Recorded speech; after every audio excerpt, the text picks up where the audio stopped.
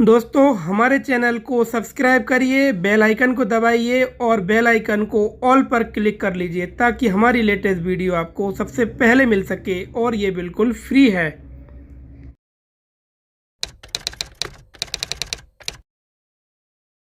Hello दोस्तों, इस video में हम बात करेंगे कि रजिस्ट्री में संशोधन हो सकता है और संशोधन हो सकता है तो कैसे हो सकता है, संशोधन करने के लिए क्या क्या नियम एवं शर्तें हैं, संशोधन करने से पहले आपको क्या क्या दस्तावेजों को तैयार करना पड़ेगा।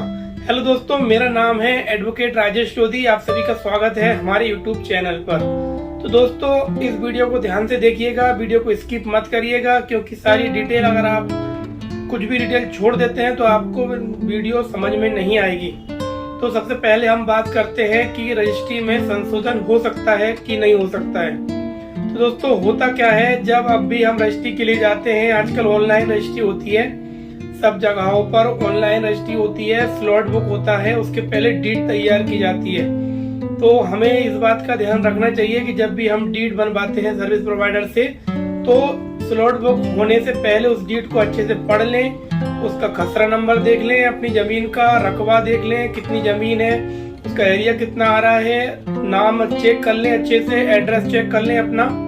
और सबसे इम्पोर्टेंट चीज है चारों दिशाएं, आपका जो प्लॉट है या जमीन है उसकी चारों तरफ की दिशाएं लिखी जाती हैं रजिस्ट्री में, उसको आप विशेष तौर पर ध्यान पूर्वक चेक कर लें। और इसके अलावा आसपास अगर सड़क है, मेन रोड है तो उस पे भी फिर कॉर्नर चार्ज लगता है, तो इस बात का आप विशेष ध्यान कर लें। अब दोस्तों हम आपको बताएंगे कि रजिस्ट्री में संशोधन हो सकता है कि नहीं हो सकता है। तो जी हाँ दोस्तों, रजिस्ट्री में संशोधन हो सकता है।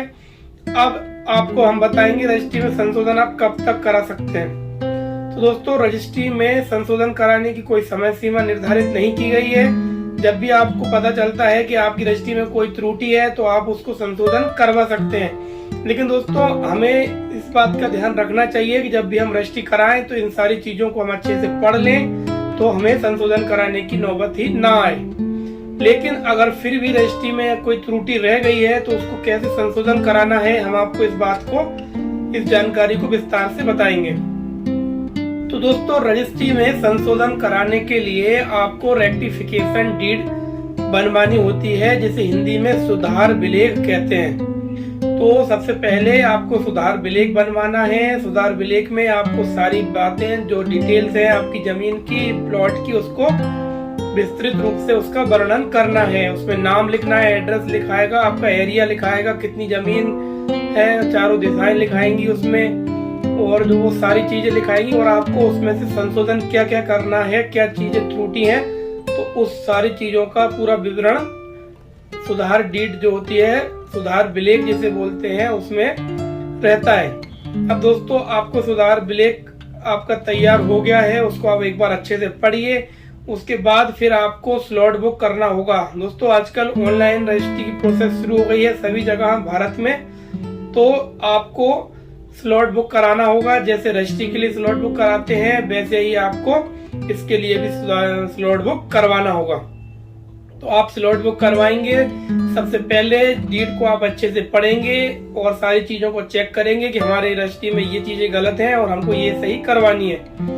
इसके बाद आपका स्लॉट बुक हो जाएगा। स्लॉट बुक होने के बाद आपको रजिस्ट्रार ऑफिस जाना पड़ेगा और रजिस्ट्रार ऑफिस में आगे की प्रोसेस होगी। अब दोस्तों हम यहाँ पर आपको बता दें कि रजिस्ट्री में सुधार तो हो जाता है, उसके अलावा क्या जो और भी जो डीड होती हैं, जैसे कि रिलीज डीड होती है, दान पत्र होता है, वसीयत होती है, क्या इन सब में भी सुधार हो सकता है? तो अगर वसीयत कर्ता जीवित है तो वसीयत कर्ता जीवित रहते हुए उस चीजों में सुधार हो सकता है। इसी प्रकार इन सब का भी सुधार विलेख बनता है दोस्तों, और सुधार विलेख बनने के बाद में वही प्रोसेस होती है, स्लॉट बुक होगा। स्लॉट बुक होने के बाद रजिस्ट्रार ऑफिस में जाना होता है। अब दोस्तों यहाँ पर इस बात को अच्छे से समझ लीजिए कि अब त्रुटि देखी जाती है कि त्रुटि क्या है। कोई मगर मान लीजिए कोई छोटी सी त्रुटि है, जैसे कि कोई नाम में हल्की सी मिस्टेक आ गई है, या कोई मात्रा नहीं लग पाई है, या कोई सरनेम में थोड़ी बहुत दिक्कत आ गई है एक आध दो अक्षर की। लेकिन अगर कोई बड़ी दिक्कत आती है, बड़ी दिक्कत जैसे कि मान लीजिए खसरा नंबर जो है जमीन का वही गलत लिख दिया है, जो रकबा है जमीन का वही गलत लिख दिया है है ना, 55 वर्ग फीट की जगह पे 5 वर्ग फीट ही लिख दिया है। और ऐसी स्थिति में दोस्तों रजिस्ट्रार दिक्कत करते हैं, आपत्ति लेते हैं। तो यहाँ पर क्या करना पड़ता है उस बात को आप अच्छे से समझ लीजिए। मान लीजिए आपने रकबा कम लिखा है और आपने रजिस्ट्री आपकी करा ली थी, तो उस समय आपने जो रकबा लिखा था उतने की ही स्टाम्प ड्यूटी पेड की थी।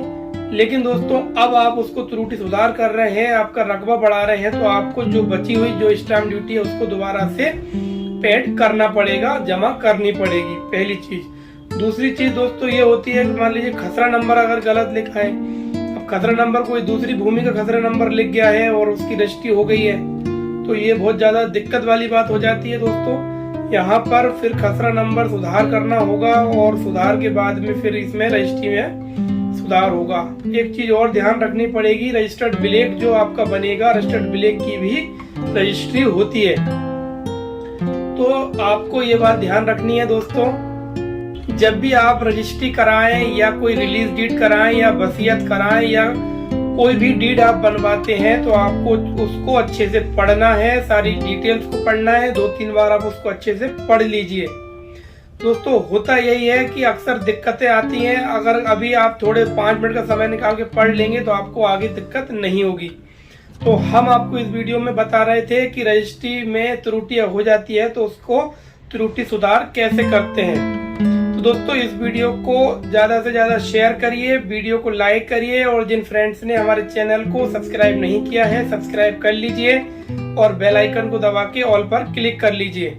अगर आपको कोई भी जानकारी समझ नहीं आई हो तो आप हमें कमेंट करिए और कमेंट में हम कोशिश करेंगे कि हम सभी दोस्तों के रिप्लाई दे सकें। क्योंकि दोस्तों कमेंट बहुत ज्यादा हो जाते हैं, समय की बहुत कमी रहती है और उसके बाद जो भी समय मिलता है तो उसमें हम रिप्लाई करते हैं और आप लोगों के लिए नई नई जानकारी पूर्ण वीडियो बनाते हैं। तो अगर जिन मित्रों का कमेंट का रिप्लाई नहीं मिल पाता है, नहीं दे पाते हैं, तो हम उनसे माफी चाहेंगे, लेकिन हम कोशिश ये करेंगे कि हम उनको नई वीडियो बना करके सभी के आपको प्रश्नों को उत्तर दे पाएं।